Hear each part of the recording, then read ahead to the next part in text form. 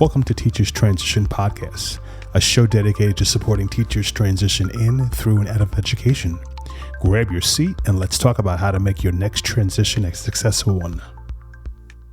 Happy Sunday, everyone, and welcome to another fun episode of Teachers Transition Podcast. I'm with a guest that has graced our presence for two other times, and she has, again, so much experience and insight. I had to bring her back for one more time. Her name is Kendall Askins, and she has, if you've listened to the first episode and the second episode, she's dropped a lot of gems. If you haven't, please check it out because today is the trifecta. It completes the journey that she has in education and business and momhood and life. So welcome again back to the show, Kendall. Thank you so much, Alex, for having me. It's been great. Now let's catch people up, because, it's like, they watch episode of a show, they'll miss the first three episodes. Kind of tell us about yourself, your journey quickly from, where you are to now. Yeah. So again, like Alex said, my name is Kendall Askins, and I now refer to myself as an educator.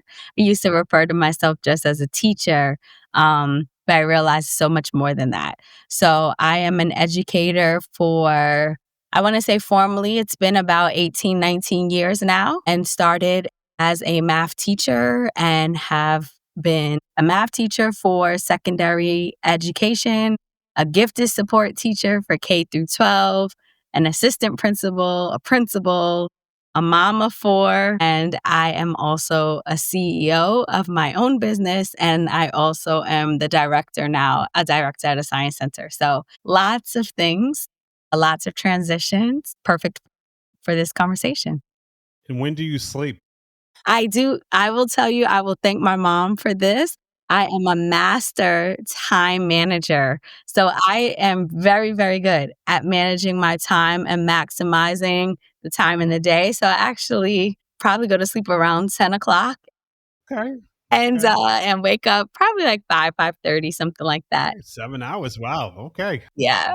That's because those of us that juggle a lot of roles, sleep is often a big challenge. And when you think about, CEOs and teachers and all the things we do, managing that and also getting the rest and also trying to be present for all the roles is a big challenge. So since you mentioned about sleep and all the things, kind of talk about how you manage that because, most people are like, I'm just trying to do my 9 to 5. You're doing 6, 7, like the old Jamaican, we went to 100 jobs, how do you manage that? So it's so funny because since I was small, my mom has just instilled managing time. So I can remember we used to live in Long Island and we had to travel to Queens every day just between school and my grandmother's house who helped watch us. And I remember my mom, with us being in the car, she would make me, she would dictate her memos to me because at the time she was doing some different work and I would take notes for her in the car. She'd use those memos, give them to her secretary, things like that. And so from very young, it was being kind of instilled in me, when you're doing things, think about how you can maximize that time, right? You should always be thinking about how you could be doing. So for me, even currently, when I go to work, work is for work, right? And so when I'm there in those hours, I'm focusing and I'm maximizing the work that I'm doing for that organization. And then when I'm home between certain times, that's for the kids. And there's nothing else that I will, do in that time. Now, I have 4 children. So that can be a challenge in trying to balance them independently, making sure that they have the independent time. My son is in marching band and cross country, and my daughter, does show choir and this, and the other one's in field hockey, and then you got the younger one. So I'm always trying to figure out and navigate, them being in the places they need to be and how I manage that and cooking dinner. And then also debriefing with them. How was your day? What's going on? But then once that happens, then I have the business side, right? And then there's the amount of time that I will spend, on the business. So in the day, there are parts of the day that are for certain things. And when I am focused on those things, nothing else interrupts that. So when I'm with my children, I'm not doing work from my job, right? Or when I'm doing my business work, I'm not doing work, doing things with the kids. So Yes. I make sure that I can put my attention to things, and then it allows me, to max out the time and then prioritize, right? Like one of the 7 habits of highly successful people is first things first, right? And so thinking about, I'll plan out the week, I'll look at the things, but what are the big rocks? What are the things that have to have my attention? Yes. Making sure to get those things done, and go. And then the last thing, honestly, is I'm not by myself in terms of a village, right? Yes. So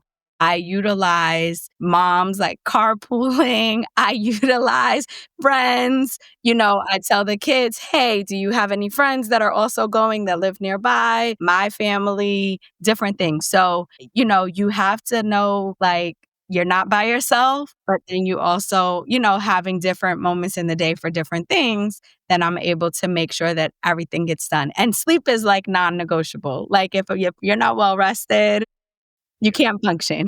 So I also make sure that I prioritize getting rest. Okay. Awesome. I mean, that's definitely a lot of great lessons right in that. You mentioned, was it Stephen Covey? Covey? Yes.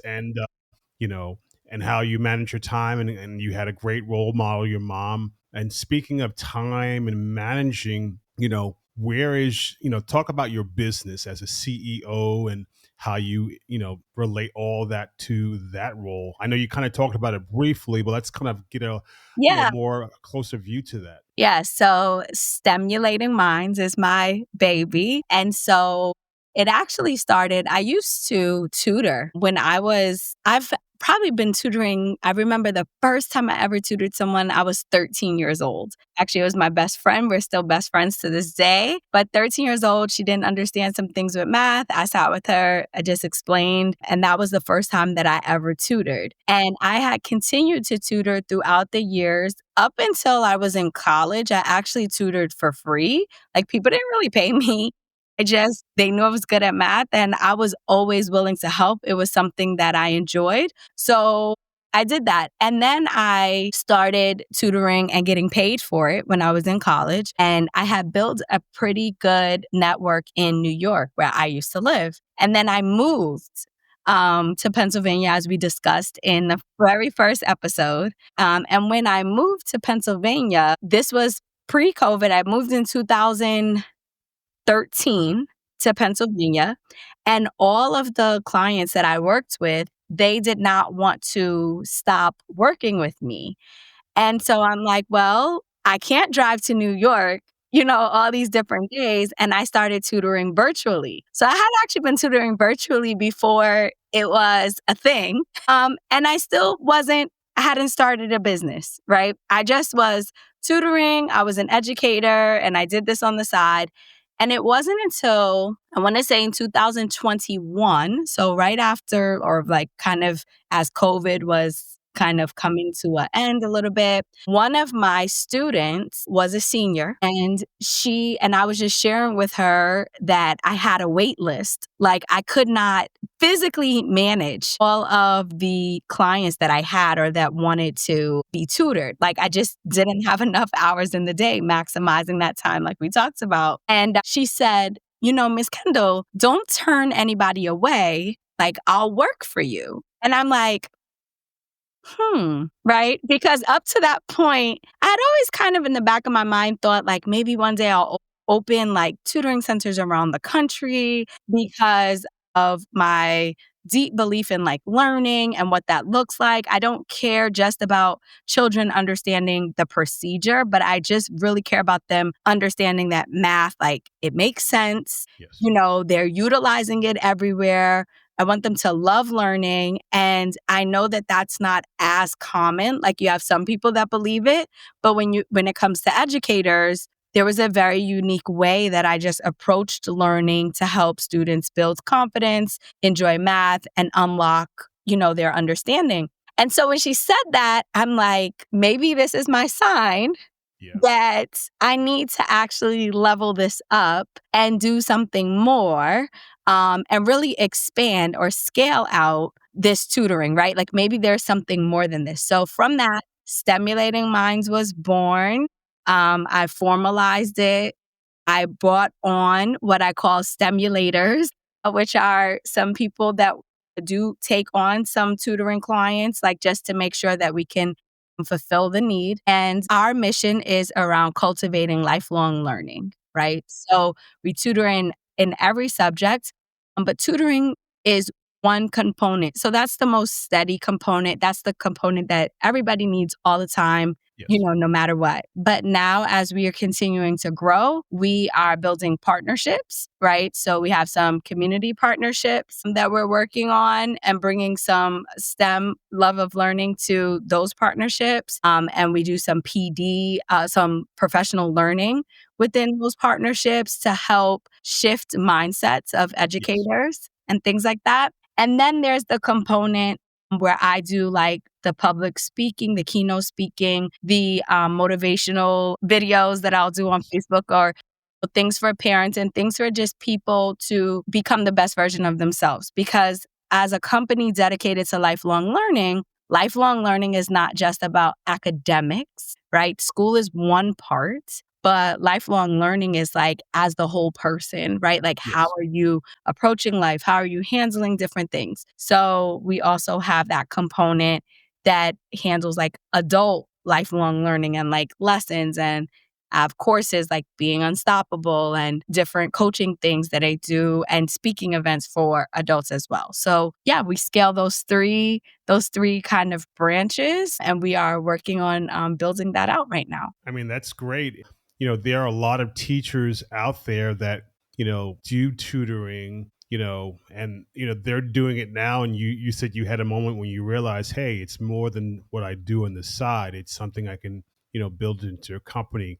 Can you kind of walk through for those listeners that say, hey, I have 5 or 10, how do I, what are the key markers or what advice to how to scale this up so that, it's not just a side gig, it's a substantial amount of income. And maybe who knows, in the future, it might be a way for me to shift my focus from the traditional, teaching.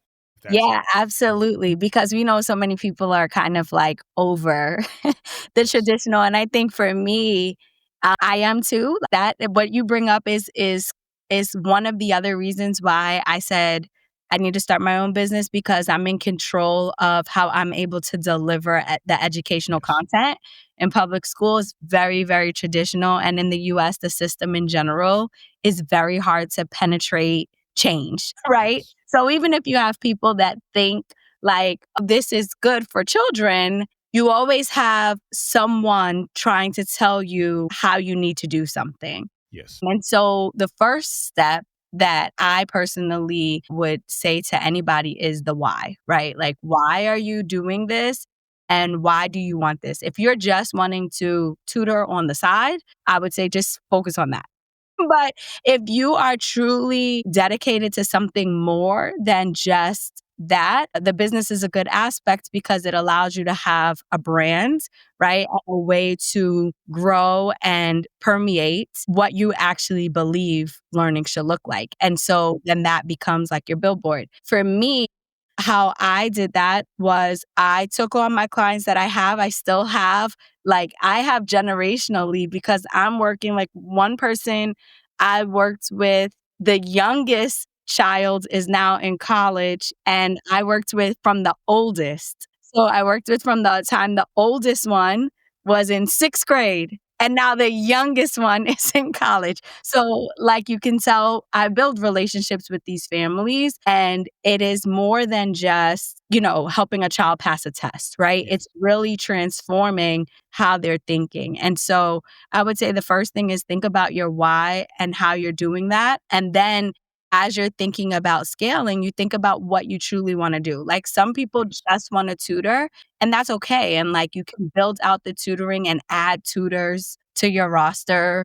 For me, it's really important that the stimulators I have a very similar teaching mindset that I do. So I don't just want someone who's good at math or good at science, but someone that I know when I give a child to them, they're going to be executing the Yes. same way or with a similar thought process. So I think that's really important too as you're thinking about scaling, and to have some goals, right? Yes. Again, Stephen Covey, begin with the end in mind. I will drop all the 7 habits as we're talking through this, but beginning with the end in mind is really, really important.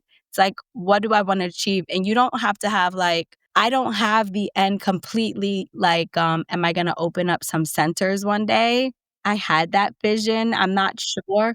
But at least for this year, I know, okay, I want to make sure I sustain a few more partnerships, or I want to have a certain number of clients, or I want to build out a certain number of courses, things like that. So I would say that as you're tutoring and as you're deciding if this is something you want to make more full time, that you think about those aspects and think about like, where is it that your heart really is? Yes. And ask yourself those questions, because based off those questions will be how you decide to drive the business. Like some people are really not, I work with somebody right now that said, I don't want to work with kids anymore. And I'm like, Mhm.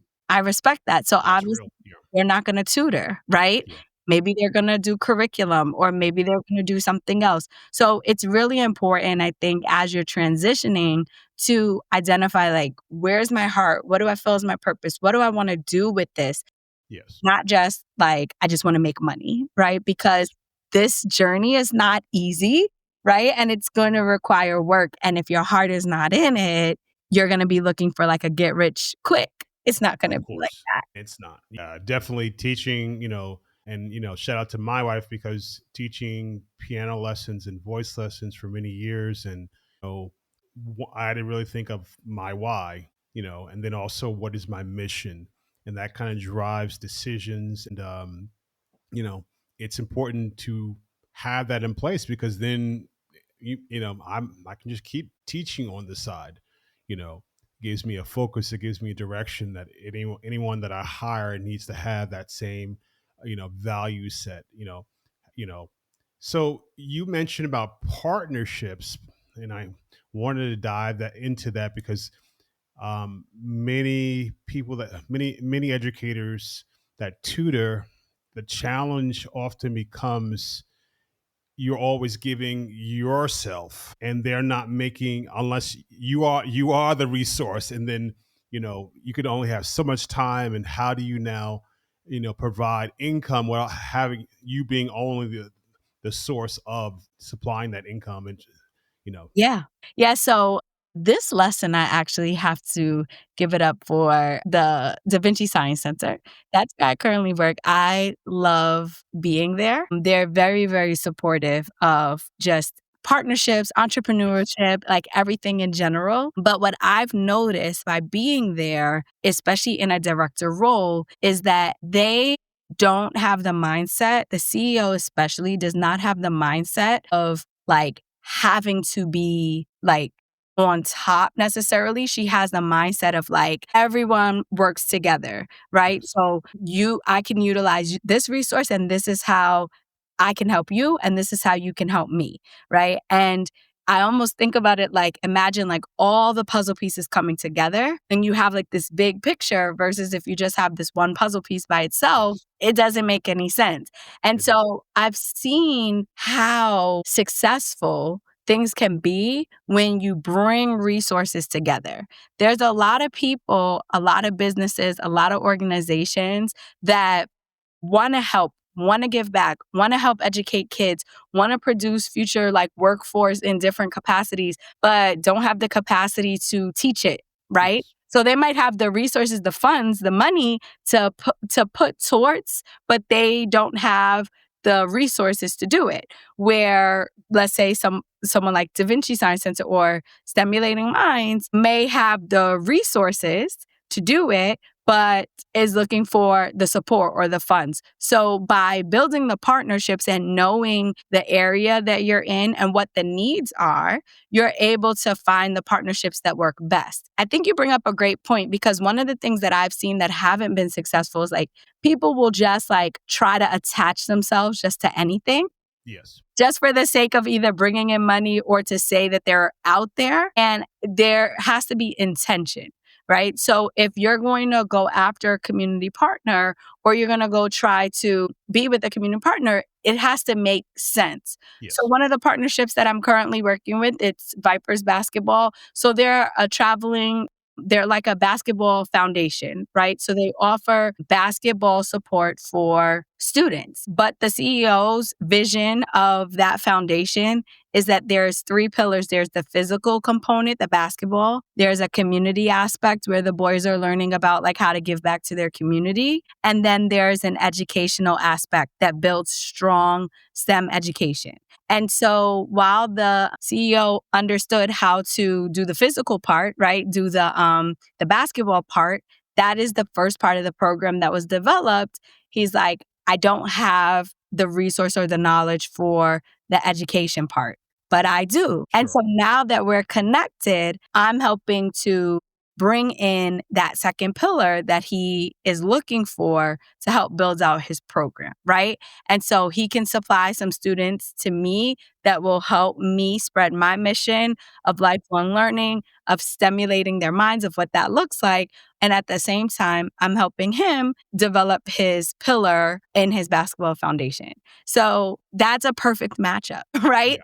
So when you're thinking about, who you're partnering with community-wise, you want to make sure that it makes sense and that you're not just creating something just for the sake of like trying to bring in money or just to say like, oh, I just want to do this, or that you're spreading yourself too thin. Concentrate on it, work on building it. It takes time, right? Because it's something new. The end result is always worth it. That's great. It reminds me of, a church we used to attend, and they were really focused on what they do well, and the things they don't do well, they use partners, because if I have a church and I don't have a food pantry, I don't necessarily have to now create a food pantry. I can find a ministry that's been doing it a long time well, donate to that, partner with this, and partner with housing, partner with workforce management. I don't have to now create all of these things and also dilute who I am just to, meet the needs of everyone. And I think that's a great example, and great, like you mentioned, find what you do well and find how you can help someone else, but stay true to who you are and your mission. Yeah, and I love that you said, like, what I'm hearing too is like, we don't have to reinvent the wheel, right? Yes.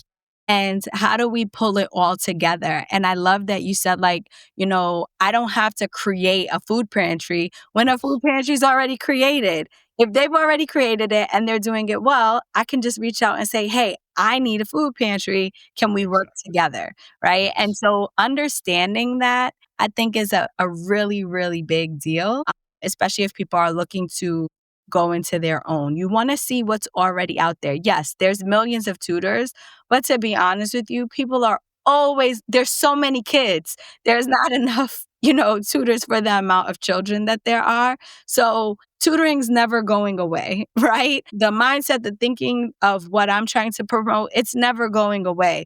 But then when we look at how to build those resources, it's important that I look at partners that are looking for what I provide, and then I'm able to do that so they don't have to figure out how to create it themselves. Okay, that's great. And now that you mentioned that, definitely would like your insight on, are there, certain clients that do not meet what your expectations or what you would willing to tutor? Because, definitely sometimes the challenge, and I've noticed this myself, where someone is looking for a service, but they're looking for it at at the lowest rate possible, or they're looking to get something that's going to compromise who you are and your integrity, or who your value set. So how do you Yeah, navigate the with that? balance is Because important. exactly. Yeah, so it's so interesting. So first of all, the rates are compared to, if you look overall, I would say my rates are fairly low for what I could be charging, right? With my experience and things. And the reason why I keep them is because typically, if you look at the scales, right, you have children that don't really have, right, or come from certain backgrounds, there's a lot of programs out there for them, a lot of things, a lot of money, a lot of resources for them to gain support. Also, children that like truly are like struggling, lots of resources. And then you have children on the other side of that spectrum whose parents may be very, very wealthy that can afford, $200-$300 an hour and are getting a personalized experience. And you have that, right? And I could very well be charging those prices and serving that clientele. But I wanted to serve like that middle class family that maybe their child is not struggling to the point or they make too much to get those resources on the one end, but they do not fit anywhere near the bracket of the higher end. So how do I make that accessible to those children, right? And so that was one of the things. The second thing that drives me is like, I never want someone to not get a high quality experience because of money, but I also am very intentional about volunteering my time. Right? Because we talked about that time management. Yes. So time is the one thing you never get back. That's right. You Say never that again. get back. Time is the one thing you never get back. And when we think about our jobs and we think about this, what we often do is we exchange money for time, right? Like, okay, how much time am I going to give a certain amount? And so your question of how to balance it, I set my prices knowing what my goal is. And I always tell parents to be honest because I'm willing to negotiate based off of that. So my standard, for example, is 1 hour is a set price, right? Now I have options like you can buy in bulk and get a discount, right? You can spend a la carte and just buy the one session at a time. But then I also have the option of maybe you can't afford 1 hour, you can get a 30-minute session, right? And so there are options for different budgets, but the pricing is the pricing, right? And so if you can't afford any of those options, then it's a matter of me helping you find a resource that maybe can fit more within what you have. Usually the parents that I work with, they'll tell me 9 out of 10 times the options that I provide, one of those options is feasible for the parents. In the chance that it's not, I either point them in a different direction and they go from there. So you have to know what to stand strong on and also making sure you know what I'm in Pennsylvania, right? So like it's very different from being in New York City, right? So you have to know what the market is, what that price looks like in that market, and also how you would serve the different and what market you're trying to serve, right? So if you want to serve the high-end clientele, you have to market yourself that way, but you have to know that that's going to come with certain things as well. So what I mean by that is the last part is I often recommend to parents 1 hour once a week is more than enough because I'm not your child's teacher. I am supposed to just be helping to clarify misunderstandings, help make it clearer, and then maybe do some practice. More than an hour, children are done. We are done. So I have had parents that have called me up and wanted, one every day, an hour or 2 hours I'm like, did your child go to school? Like, are they going to school? Am I homeschooled? Like, what are you looking for exactly? And so, depending on the clientele, they're going to be looking for different types of availability. And so when you know what your availability is and when you know like, okay, this is what I'm doing, you have to be able to stand to that, speak to that. So if a parent says to me, I want 3-4 hours, I usually tell them that's way too much. I only will do 2 hours in a week if the child is like really struggling. Like they have to be really, really struggling. And more than likely, I will encourage parents to use school resources instead of paying me for more than that 1 hour once a week.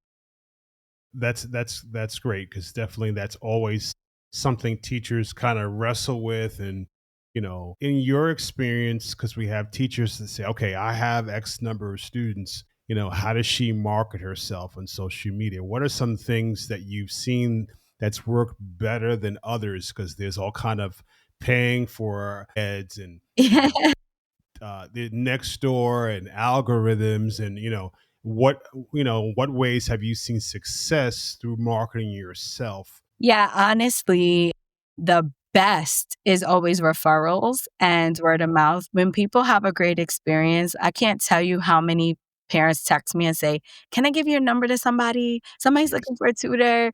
And honestly, your network is like your parents Yes. because they go to school with all like their kids go to school True. with all these other kids. So Hmm. even like my daughter, for example, she was talking to her friend and her friend was struggling in geometry. And she's like, "Oh, my mom tutors." And she gave her my website, right? And her friend's like, "Wait, what?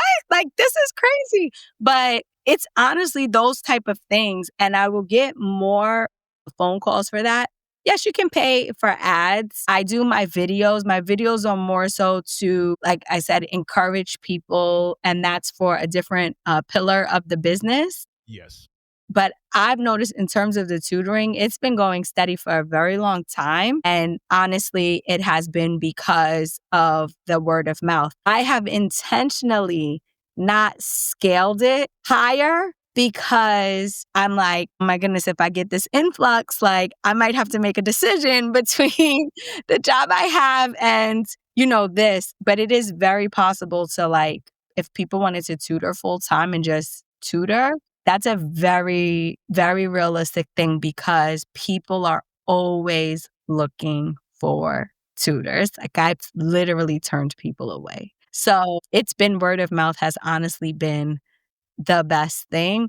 And I'll do the one thing I noticed I had a high success. I ran a flash sale. So, like for the summer, for example, summer is typically slow because people are going on vacation or they're leaving or whatever. But some parents are always like, we want to definitely meet over the summer. So what I do is I run a flash sale at the end of the school year. So I usually run it for 1 week, like the last week of June. And it is my deepest discount. Like you buy 8 sessions, which Mhm. take you through the summer, and it's like 20% off. So like if you buy those 8 sessions, the price is essentially Yes. 20% off of what you would That's great. normally pay. And last year was my first year that I did it. I think I had 4 or 5 families sign up for it, which was good for the first Yes. year. And again, I only give them like a week, like 5 days, not even Yes. 7. Like I'm like, oh, it's running from this date to this date, and that's it. And then it's gone. So the first year, I think I had 4 or 5. This year, I had 10 kids sign up for it. And I was like, uh, Yeah. okay. And I did that. And then, we'll see what next year brings. But that worked really well. And then over the summer, then the parents are more likely to, keep it consistent because they're like, okay, we have this, we just need a day. Or if we don't meet in July, then we can meet in August twice, or things like that. And so that's something that I also do, like run some specials, but word of mouth, call some people, and that usually works well. And I also wanted to say that I know that your intent is not necessary to get more people as a result of those talks, but to me, those talks, they add a lot of value that when you go on your Wednesday, you know, you're, but I also think, it's giving people something free so they can say, hey, that's not your intent. Say, I'm gonna give you this free, so I'm gonna give you a piece of candy so you can get me, Yeah, but yeah. it shows people value because again, how do people know, when they pay for Kendall, what they get What from they're gonna Kendall? get, right? Like, how do you know? So one of my friends, so the funny thing is, I started doing those videos because of transitions I was experiencing in my life, and I felt like I was learning these lessons, and I felt like I was overflowing with these lessons, and I'm like, I Yes, have to share this yes, information with other people. Like, I'm not the person that gatekeeps, and like I have to hold the good stuff to myself. yes. So I felt like, oh my goodness, I need to let people know what I'm learning. Like this is life-changing stuff. And I started doing those videos literally with that intention. And at the same time that I started doing those and I was trying to scale Stemulating Minds, I have a friend who has a very successful financial business.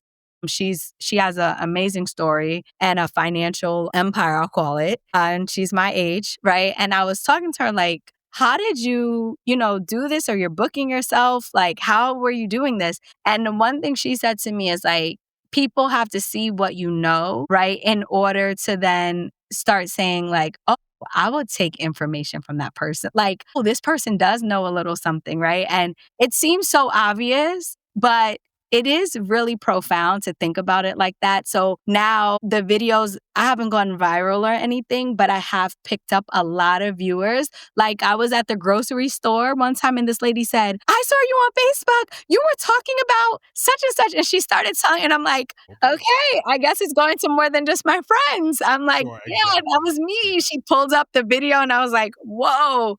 Yeah. So the reach is not, around the world yet, but it is getting to people outside of like my personal network. But I realized that like people are listening to those things. And then so when I go to put out a course or put out something else, people are like, hey, I'm interested in Yes. figuring that out, because I know that when she's talking these videos are really helping me, right? Or these videos are really helping to guide. I'm definitely looking for her for something else. And so I've gotten some of that also. So I agree with you. And no, I didn't do it with the intent of gaining clientele. Yes. But now I see the value of that. And I'm like, well, this is another resource. So I have a whole, like, even though I record those on Facebook, they don't like the live videos, they don't stay on now for I think more than 30 days. So I actually have a YouTube channel. It's Askins-Stimulates. And so people can just go and subscribe to the channel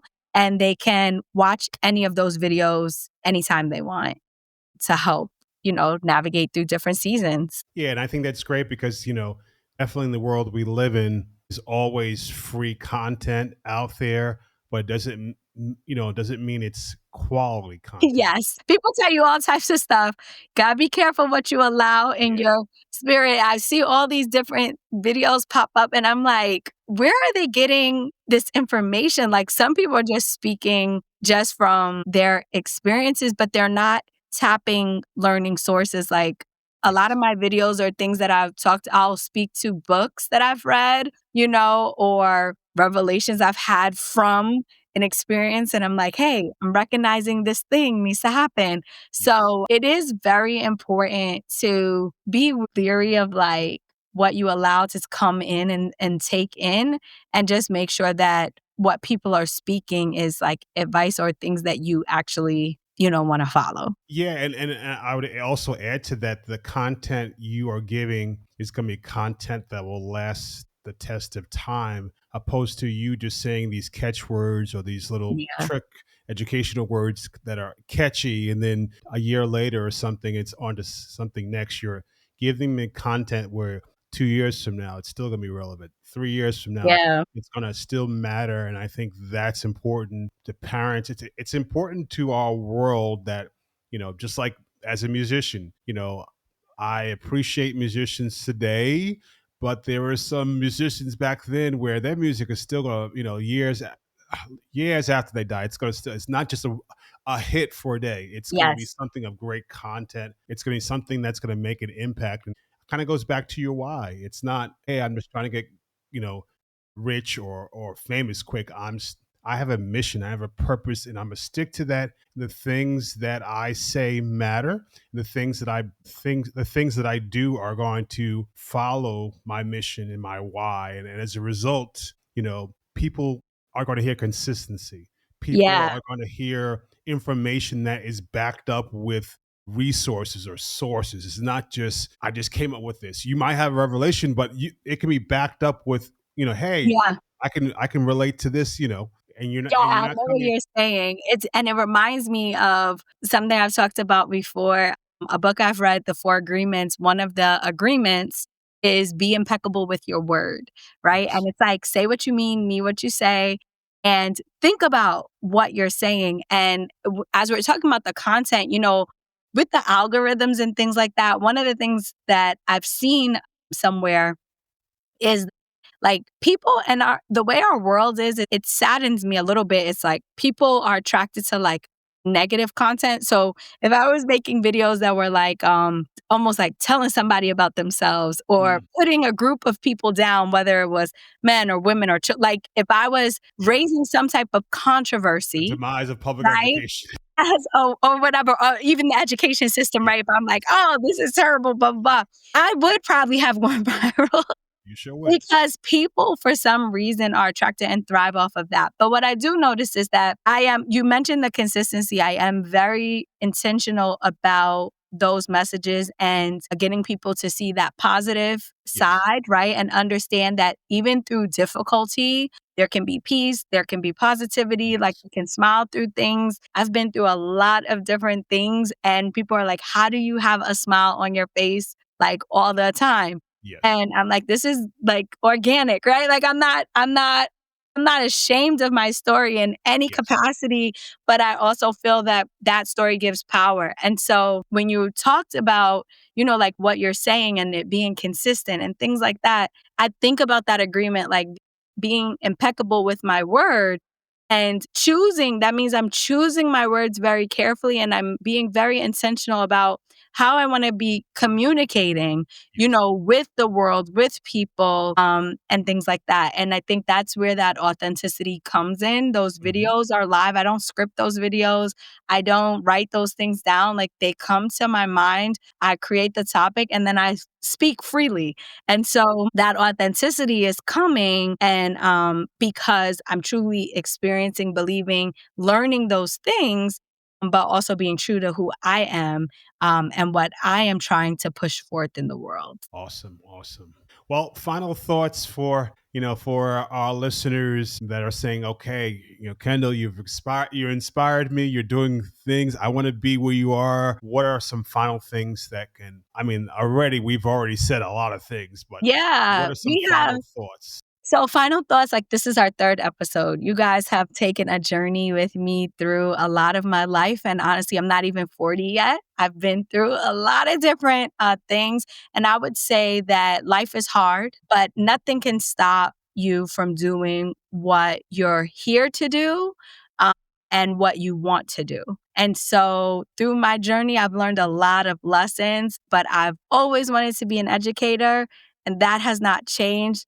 And I've allowed that passion and that seed that was planted in me from young to just grow and blossom into what it needs to grow and blossom into, and it continues to grow. So I would say to people that like really sit with yourself and find out why you're doing, what you really truly love and want to do, and what goal do you have? Like what mark do you want to make on this world? And no mark is too big and nothing is impossible. So you always have to start somewhere and just start, and you could literally do like anything that you want. Yes, yes, yes, yes, and yes. So, we want to take an opportunity for people that didn't catch it in the beginning. Can you kind of shout out where people can, find your information and Yeah. connect with you on YouTube, all your Yeah, they can connect platforms? with me on any social media platform under Askins, Askins, Stemulates, Stemulates, on anything. That is how I'm under it, Askins Stemulates. And then my website is askins-stemulates.org. So people can reach out in any of those capacities. I'm always willing to talk and help. And again, we have lots of services and things that we offer. So thanks so much. Thank you, thank you, thank you. Again, I know, as I say always, our listeners are going to definitely benefit from the wisdom. And thank you for trailblazing a path that we can, have hope and say, hey, I can take it to the next level. Yes, yes. Best of luck to everyone. Thank you so much. Thank you. And thanks for joining us today. Please like, subscribe, and share this episode with a colleague. Keep learning, keep growing, and never stop believing in your impact because you truly make a difference.